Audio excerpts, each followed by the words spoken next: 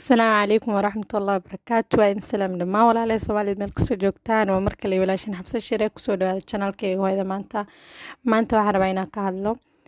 ilmaha yarka markay umusha ka baxaan ilaa 3 ilaa 4 bil ay ka gaarayaan oohinta xad dhaafka ee ilmo qaara jiro oo oohin xad dhaaf leh. Oohintaas waxaa loo yaqaanaa colic afka Ingiriiska.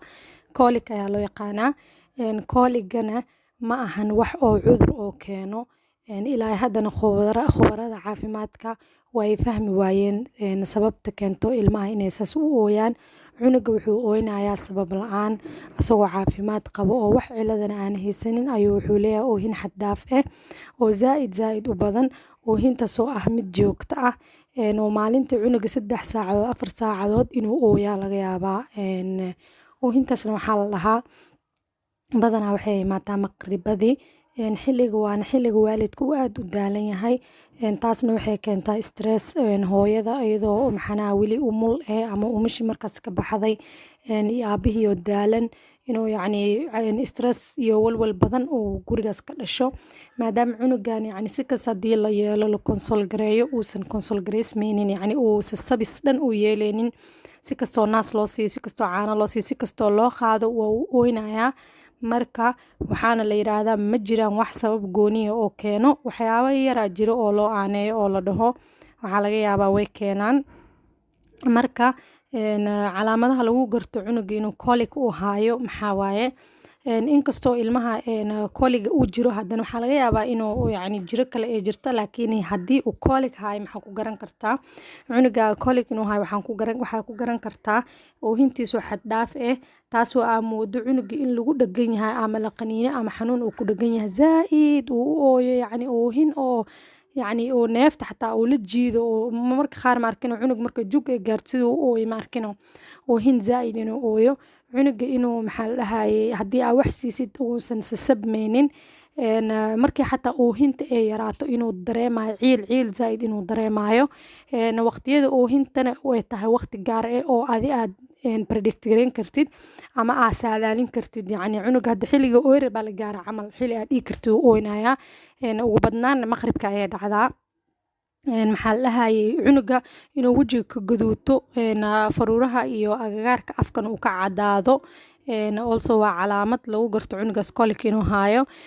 Cunuga uu is adkeeyo markuu ooynayo adeeg iska dhiga calooshii adeeg ka dhigaa gacmihii sas iskugu dhijinayaa maxaa la dhahayay lugihii uu adkeenayo asiga dhan uu is adkeenayo markuu ooynayo. Marka maxaa caawin kara cunuga oo oohintaas zaid maxaa caawin karo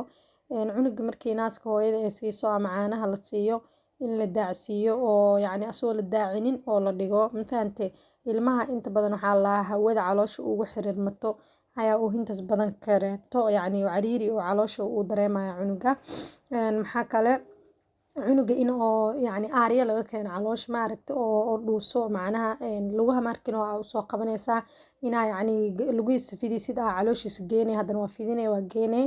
waxaa la rabaa inaa sas yeeshid si cunuga oo aaryo uu u helo. Cunuga marka waxaa la markii uu daacdo ama aaryadaas ay kasoo baxdo xoogaa yar wuxuu dareemayaa relief uu dareemayaa yacni inay ka fuqeen wax ay ka fuqeen camal. Marka waxyaabaha la dhaho way sababi karaan oohintan tirada badan waxaa loo aaneeyaa cunuga dheefshiidkiisa weli oo aanan korin si fiican aan u dhammaystirmin yacni dheefshiidka isku dheelitir la'aanta bakteeriyada fiican dheefshiidka ku jirto ayadana way keeni kartaa ha la dhahay oo imbalance uu ku dhaco bakteeriyada caloosha. Bakteeriyadana waxay u kala qaybsantaa bakteeriya fiican iyo bakteeriya xun. Marka allergy inuu cunugan uu qabo laga yaabaa oo cunugan allergy uu ku qabo caanaha ilmaha haddii la siiyo caano formula camal lagu bilaabo oo hooyada naaskeeda kaliya la siinin ama xataa caanaha naaska xataa uu xamili karin oo cunuga xasaasiyad uu qabo in caanaha cunuga laga badiyo ama lagu yareeyo cunuga haddii zaid overfeeding lagu sameeyo oo zaid caano loo siiyana calool majiir ayuu ka qaadayaa markaas oohinta keenayso. Haddii aad ku yareysid cunuga baahi heesana waxaa laga yaabaa inuu keeno isagana. Marka mar walba waxaa la cunuga in la daacsiiyo cunuga inuu maxaa la caanaha yacni overfeeding kan laga ilaaliyo adi mar walba cunugaaga aad sheegareysid ogaatid maadaama cunugan oohin iyo waxa ku baratay timetable inaa u sameysid oo caaniyaa siisid maxaa lahaye si xadidan u siisid xadidka loogu talagalay naaska sidoo kaleeto waxaa kaloo jira lahay migraine waxa lahaa jiro madax xanuun migraine madax xanuun waaye oo zaaid bilawgiisa markuu yahay ilmaha waxaa lahaa oohinta uu ka keenaa stress family haduu jiro walwal ama family isku buuq camal oo guriga hooyada iyo aabaha uu jiro ayadana waxaa laga yaabaa inuu keenaan lahay marka kooliga wax cilada uma keenaan lahay ilmaha markay weynaadaan yani cunuga saas u ooy jiro zaaid oohinta uga badneed hadhow markuu weynaado wax cilada kuma keenayso oohintaas yani noloshiisa saameyn kuma yeelanayso ma fahanteen marka cunuga waxaa iska ilaalisaa inaad ruxdid